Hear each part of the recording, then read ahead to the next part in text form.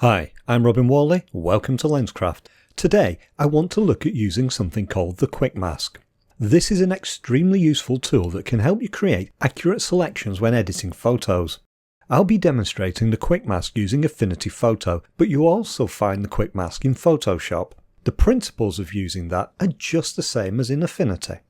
I'll be using this image which I want to prepare for converting to black and white. To give me more separation in the finished image, I want to be able to adjust 4 areas of the image independently. These are the sky, the mountains, trees and the water. So I need to make a good selection of each area, and use the Quick Mask will help me do that. To make my selection, I'll be using the Selection Brush tool. If you're using Photoshop rather than Affinity Photo, you have a similar selection brush in the Photoshop Tools palette. When I click the selection brush, the controls for the tool appear in the context sensitive toolbar. Over on the left I have the mode buttons where I can choose to either add to or subtract from a selection. I then have 3 options which help me control how Affinity creates my selection. The first of these is Snap to Edges. When I use this option, Affinity automatically expands the selection based on the areas I paint over with the brush. This can be a big time saver because it creates an accurate selection and it saves a lot of painting. If I turn this off and paint over the sky, you can see that it now doesn't find the edge of the mountains.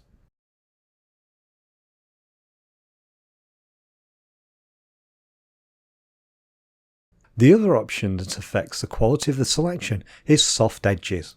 Clicking this softens the edge of the selection very slightly so that where it's blending with unselected areas it looks more natural.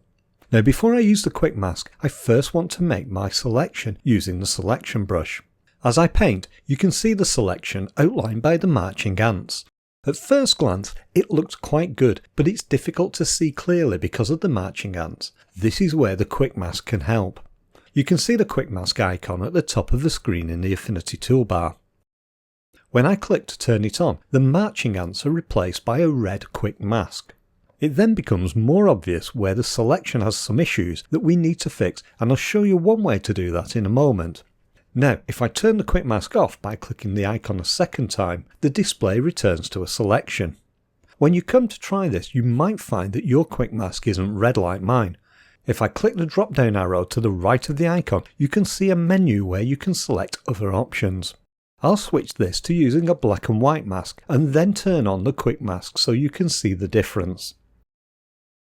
By the way, if you change to a different mask option with the mask on, the change doesn't show immediately. You first need to come out of the mask and then go back into the Quick Mask again. Now you know how the Quick Mask works, let's use it to refine our selection. I'm going to magnify the image and move over the edge of the mask. The red mask shows us the unselected areas, whilst the clear area is the selection. This means where we can see the mountain rather than the mask, the selection is spilling over the edge. To fix this, I can use the selection brush with the subtract mode and then brush over the problem area. Notice that as I paint, the mask expands automatically up to the edge of the mountain.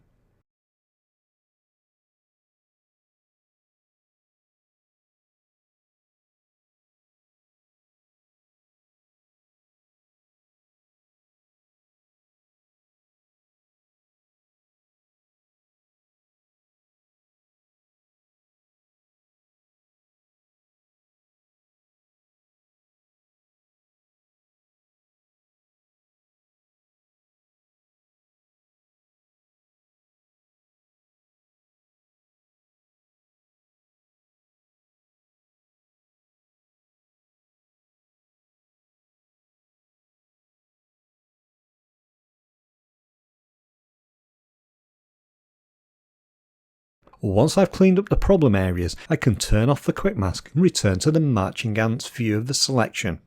Now, I could use this selection as it is. If I want to add an adjustment layer to the image whilst the selection's active, it uses that selection to create a mask. Now I can apply adjustments to just the sky. But instead of doing that, I want to save this selection so that I can use it again in the future. The way I'm going to do that is using the Channel Studio panel, where I can save this selection as a spare channel. Photoshop has a similar feature that it calls alpha channels. At the bottom of the Channels panel, I can see the pixel selection. When I right click this, I can select the option to create a spare channel. Now I can right click on the new channel and rename it to Sky Selection.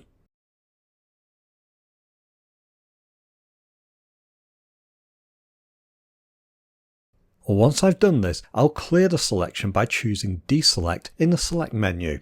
If I want to use the Sky Selection in the future, I only need to right click on the channel and select the Load to Pixel option. The next area that I want to select in the image is the water. Again, I'll use the selection brush, but you can use other selection tools as well. The Quick Mask works with all of them.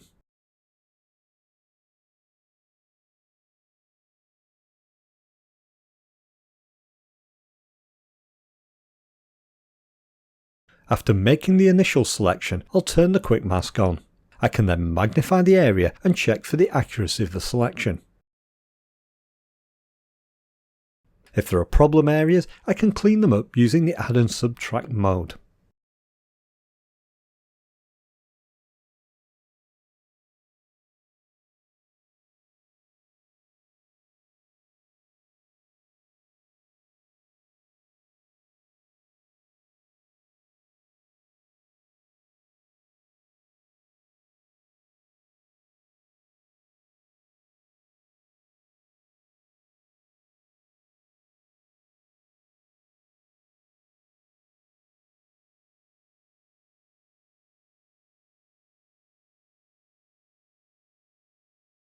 Once I've made an accurate selection, I can save it again as a spare channel, which this time I'll call Water Selection.